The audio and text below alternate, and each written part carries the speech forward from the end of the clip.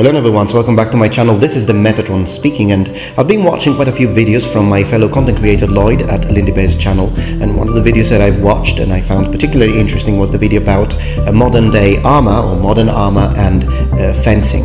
Now this is a response video because there are some points that I agree with and some points that I don't. So without further ado, let's get to it.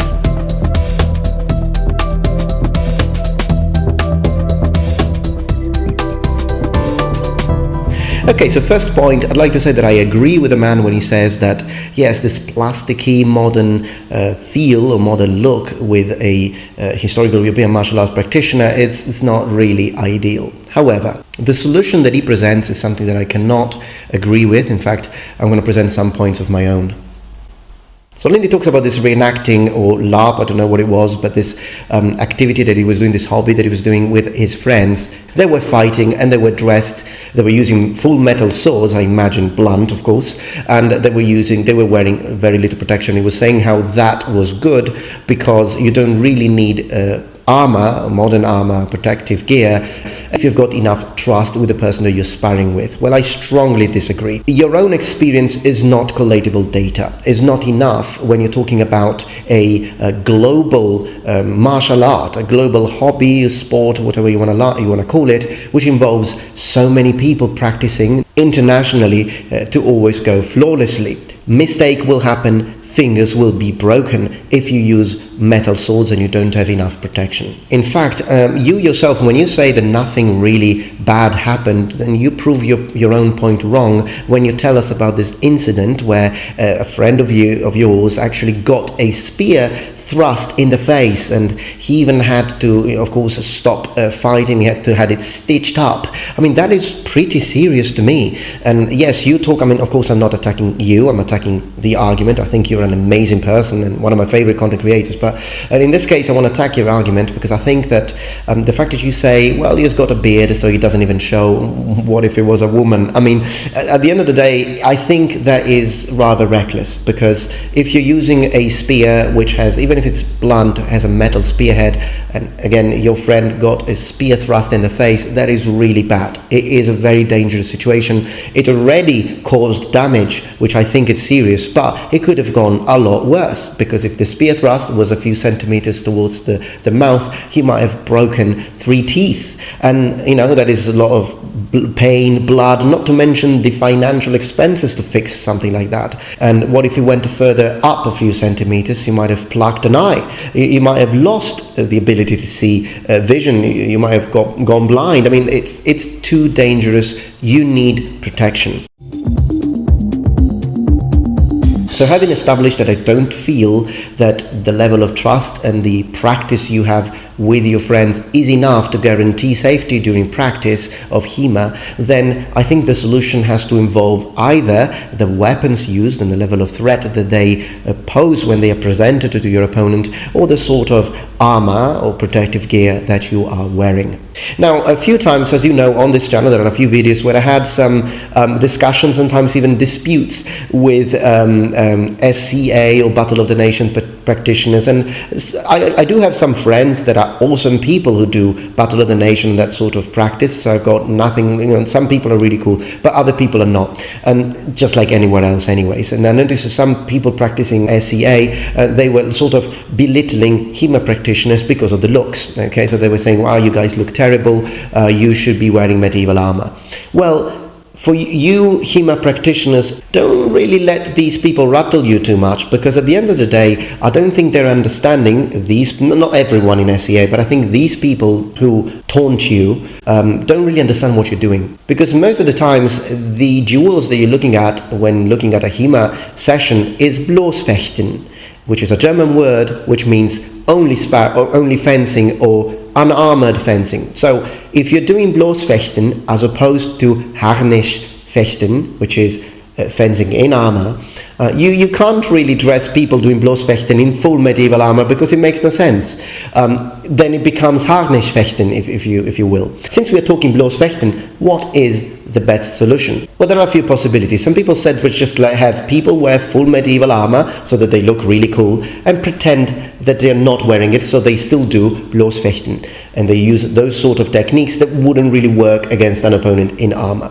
I've tried that myself, and to be honest, I don't think it really works, because the moment you're wearing armor, your feel of the weapon changes, your grip changes. The sort of techniques that you can perform as well are different, because you've got the weight of the armor, the restriction of movement of the armor, which of course is not as restrictive as medieval Hollywood films and fantasy wants us to think. You still have a lot of range of motion, you're still a very effective fighter even in armor, but still you don't have the exact same mobility that you would have if you were just wearing civilian clothing and you were actually doing Bloßfechten. So in that case, I think maybe wearing full protective medieval armor is not a good idea if you're doing unarmored combat, and you will favor certain techniques over others because of the fact that now you have extra weight on you, and maybe also because you feel too safe because of the weapons, the armor that you're wearing.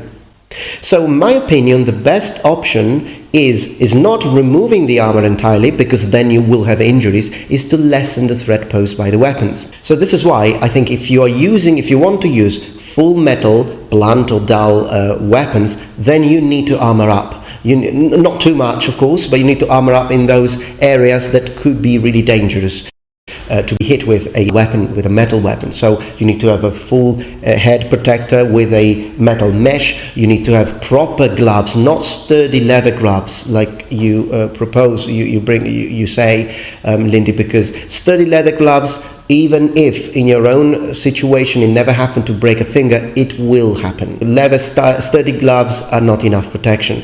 Unfortunately, you do need to have a bulkier and more protective kind of glove or gauntlet.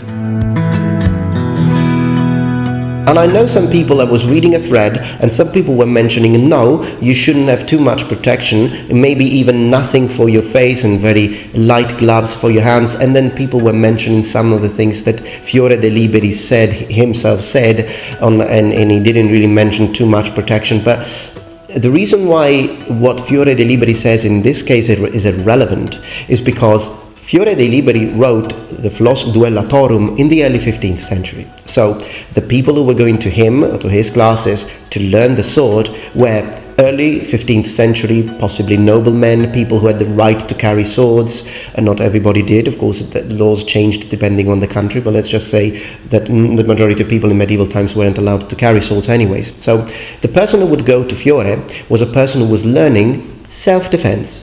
Okay, so he was allowed to carry a spada di lato, for example, a side sword, an arming sword, and he wanted to know how to use it because, of course, even if other people who are non-noblemen or are not soldiers are not allowed to carry swords, they still will if they're criminals. And if a criminal comes to you and wants to kill you in the middle of the street, you need to defend yourself, and using a sword is a very effective way to do so, and therefore he was doing self-defense. So a certain level of realism is important and was important for those people because their life could depend on it. Now, in our day and age, we are not doing HEMA for self-defense. Let's be realistic, let's be thorough. You can't just walk around the streets wearing your sharp sword thinking that if someone attacks you, you will defend yourself with your HEMA techniques. That's not why you're doing it. You're doing it to enrich yourself. It's an interesting physical activity. It's a sport. It's a martial art. You name it, because you are a reenactor and you want to get closer to what you reenact. More on that later, because there is a point that Lindy brings about reenacting that I don't agree with.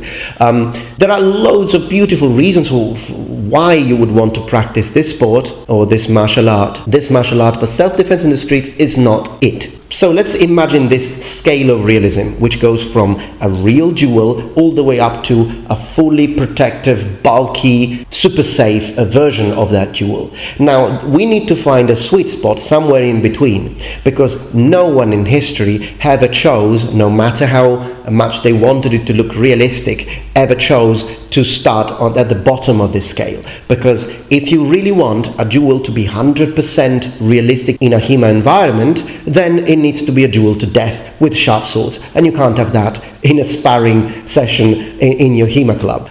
You would have pupils dying all the time. And not even the Romans, professional soldiers did it. They used the rudis, so the wooden version of a gladius. Medieval people used wooden wasters. So if you were a nobleman in medieval times and you broke a finger during a sparring session because you were learning how to use a sword to defend yourself, well, of course it's bothering, it's a problem, but a nobleman doesn't really need to work, does he? He has got that covered by most of the times, of course, and there are specific situations. But for a person in our day and age, 21st century, the majority of us, are not noblemen who are just rich. We need to eke out a living, namely we need to go to work. And if you've got a pianist who's practicing HEMA and he breaks his fingers, he's ruined. If you've got someone who needs to just use a computer where you can't go to work, it's very much problematic. So in our day and age, since it has become a different kind of activity that we do for entirely different reasons, by and large, then it means that safety now has a different level, that the sort of safety measures that people, a teacher or a maestro like Fiore di Liberi, would have had to have in mind, because in his case, it being self-defense, then of course he wanted it to be slightly closer to a real duel, for it to be even more effective if the situation were actually to happen. So again, in my opinion, I appreciate what Lindy said, but in my opinion, the solution is not removing armor. The solution is not regaining trust with your partner. The solution, in my opinion, is if you want to keep using weapons that are dangerous, or rather dangerous, like full metal weapons, blunt of course, or even thick wood wasters, then you need to have the amount of protective gear that is necessary to ensure a reasonable amount of safety. Then a good idea is to change the weapons. So another possibility, of course, is synthetics, and I think synthetics are an excellent option because they are less dangerous than metal swords, because even blunt metal swords, let's face it, are very dangerous. You still need a certain level of protection, but you can reduce it a little bit. And I'm going to bring up another idea, which is my own point, so bear with me, just let me explain. But I think foam weapons are not a bad idea. If you look at, for example, Kalimacil foam weapons, the ones used for LARP, then in their current state, they are not suitable for HEMA. And the reason for that is that the measurements of the blade, for example, blade length, are not proportionate to the hilts, and that is because there are they are following some specific rule sets to LARP, which is of course a game, and it needs to be balanced. So there are some reasons within the fantasy live role-playing game that basically dictate the sort of length, which is not historical. That again is something that can be modified. In fact, you can ask for a custom-made foam weapon, and then you can have it made with proper measurements according to actual medieval weapons. Another problem that foam weapons have, of course, is the weight. But I think that can also be fixed with specialized foam weapons for HEMA. You could also try to get the weight of the foam weapons closer to the weight of real weapons. And at the end of the day, even when you use, for example, a full blunt weapon, again, the weight is not the same because a blunt blade has more mass, because basically a sharp weapon means that there is literally less metal because it's thinner and it has an edge. Another thing is that I would change perhaps the construction of some cross guards because they are a little bit too floppy. I'll make them slightly more rigid. But the grip of Kalimacil swords is actually good. I use them all the time, and I've got to say that it feels good. They've got nice texture. But a positive thing about foam weapons that many people don't really think is the fact that foam weapons have an interesting way of interacting with each other during the bind.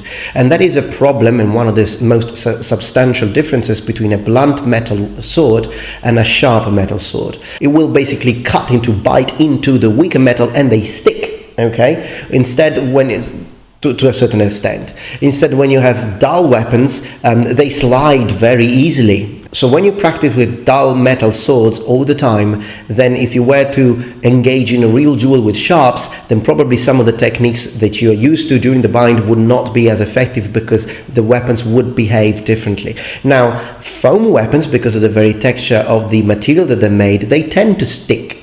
Definitely they stick more than dull weapons, and I've got to say I've tested it a little bit and it's very similar, the way they stick to an actual sharp. So it does give you a little bit, I think, of a more realistic feel during the bind. Of course, that is just my opinion, but the ultimate advantage and the reason why I'm bringing up foam weapons as a possibility, and of course I'd like to hear your opinions in the comments below, but another significant factor is the fact that they are very safe. Clearly not the safest thing in the planet. If you whack someone with all your might in the face, it will hurt a lot. But if you do the very same thing with the exact same strength with a blunt metal sword, you will kill him. So again, they are safer, and therefore they would allow for less protection for Bloßfechten. That I think is a good thing. And if you have very experienced people, you could just dress them up in medieval clothing and possibly with no protection, if not maybe, as we said, sturdy gloves, and you can have them go at each other with foam weapons without really, and even if they hit each other in the head, is not going to be very much of a problem.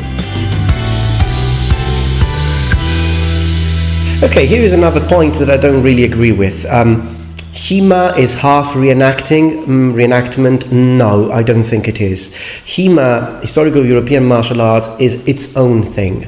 Now, it is the other way around, meaning that HEMA can be complementary to historical reenactment, meaning that you can be a historical reenactor who just looks the part, it looks good, maybe you're reenacting a knight, but you have never ridden a horse, you have never even touched a weapon, so therefore for you it's just a pretty costume, very historically accurate, and that's fine. I mean, it's nothing wrong with people who just want to do that, they just want to look the part, full stop. But I think it is cool, it's nice, it's interesting, and even I would even suggest people to do it, even advisable, for people to fully reenact, to fully live and get closer to the sort of impression that they are building, that they are creating. So if you are reenacting a knight and you start learning how to ride a horse and you start learning HEMA, Historical European Martial Arts, then I think that that could be very good. It can only be an opportunity to improve yourself as a historical reenactor. So yes, HEMA can be an addition to reenactment, but reenactment is not really needed for HEMA. You can be a HEMA practitioner and never really wear anything medieval, and that is absolutely fine, because they are two separated things. Now, I do understand the point Lindy's drawing. I understand the point you're drawing, Lindy, when you say that, yes, people who are into HEMA, they're also into medieval knights and whatnot. But I wanted to point it out that they are two separate things, and although they are a match made in heaven when linked together, I think it's more reenactment that needs HEMA than HEMA needs reenactment. Now, to close up, one last point that I wanted to make is that although at the moment there is no HEMA club around here, although I do train with my friends, so in a way I think we are sort of doing HEMA, although we are like a HEMA group without instructor, without a teacher, because I'm not a teacher. But what we also do is that we are practicing Roman combat, and we practice Roman combat in full gear. So in that case, yes, it's both reenactment with... Can I really call it HEMA? Because if you think about it, I was thinking Roman combat, we base as it is historical, it is European, and it is a martial art. And also, I do with my group, we look at iconography, we look at manuscripts, we read stuff, we try to rebuild a fighting method that we believe it was used both by Roman soldiers and in a way even gladiatorial combat. So I think it fits. So in that case, then I am a HEMA practitioner. Now in Roman combat, however, Roman combat is armored combat. So I think it would be classified as harnisch fechten. Even if it's completely different from medieval, and particularly late medieval harnisch fechten, because of course the techniques are completely different. Roman soldier, yes, he's armored up, but there are still a lot of parts of his body that are not armored, and in a lot of cases they were fighting people who were not wearing armor, so it's a completely different situation. But is Roman gear protective enough? Well, no. In fact, the Roman helmet is very open in the face, and there are obvious reasons for that. You can have a look at my video, Helmets Not Only About Protection, response video to Schola Gladiatoria, actually. You will find a link in the description below. There are a lot of reasons why they chose to have an open helmet, but for this scenario, 21st century martial art practitioners, it's not safe enough unless you're using, as I said, foam weapons, for example. If you're using very low-risk weapons, very soft weapons, then yeah, no problem. But if you're using metal, you need to have full, like gladiatorial helmets, really. Because in fact, the other day, last week, I was having a sparring session, and I have got to say, I did pretty well in this sparring session. But one of my friends actually did thrust me in the face with a spear. Luckily, it was a very soft plastic spear, so it was just unpleasant, but no problem at all. But of course, if that were a metal spear, then I might have ended up in hospital. And I had a Roman helmet, but of course he managed to get me in the face. Interestingly enough, according to the rules that we were sparring at that very moment, it was thrusts to the face were not allowed, and yet he thrusted me in the face because he made a mistake. As I was saying, it happens when you're being attacked. You sort of do it because you're trying to defend yourself, and sometimes you can't really judge where your attack is going. So similar situation in Roman combat. If you're using soft weapons, It's all right to have open-faced helmets and not too much protection for your hands, but if you're using metal weapon or you're using harder weapons, then my suggestion is you need to protect yourself more thoroughly.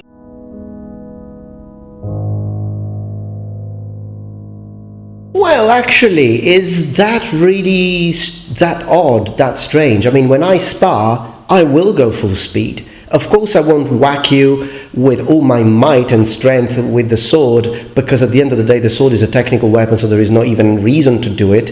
I mean, a pull cut, a draw cut, done it properly, cutting the right area of your body is enough already to incapacitate my opponent, to win, even kill. So there is not really any reason to go full force with all my strength, also because I might even lose balance in the process. But you know, going full speed, yes, because I do want to win. So if we are maybe rehearsing a technique or a combination, a pattern, sure, go slowly. But if I am actually sparring, I think it's right to go super fast, as quickly as you can, and to want to win, and to want to make sure that that you hit your opponent without being hit. That is a prerogative. And if you just don't go full on, you're actually not helping. It's bad for your opponent. It's bad for you, because your opponent is your friend. Okay, so I was practicing Kyokushin karate, which is a full contact kind of karate, and when we were fighting, we were really going at each other. We were going full force with kicks and punches. The reason being is that my sparring partner, he's there because he wants to improve. If I don't go full force on him, he will get used to that. Okay, he won't have a realistic perception of fighting, and then when he will go to an actual tournament and he will start fighting against other guys who, as you pointed out, will want to win because it's a tournament, blah blah blah, he might lose, and it's on me, because I did not help him improve himself, because whenever I went on him, I didn't go full force. So I think in sparring, whether it being competitive or not, you do need to do all your best to win against your opponent, because the moment you don't, the moment you make it too easy on him because, you know, he's your friend and there is no reason and you're just having fun, then it's not realistic anymore, and most importantly, you're not helping your friend improve. So, and coming from a martial art experience, competitive martial art experience perspective, I think that it is an important thing that I wanted to underline. Okay, number one, so I hope that you enjoyed this video, and again, thank you and hello to my friend Lindybeige. He's a really good content creator, so of course I suggest you to check him out if you don't know him. I think you do, because he's a lot bigger than me as a channel, but if you don't know him, check him out, subscribe to his channel, and let him know, say hello from the Metatron's community. And remember, the Metatron has spread his wings. Thank you for watching. Ciao ciao! Bellissima sta ripresa. Tutto super tecnologico, vedi? Esatto. Potrei tagliare. Mi tagli la testa? Sì. Quanto? Tipo così. Ok, allora devo tenere presente che quando metto a fuoco ti invidio perfetto. Parla di qualcosa, bla bla bla. Quanto sia bella la cantina, come adesso, sì. Ora sei in video. Ok, sei perfettamente a fuoco, però sì. Un po' di più questa.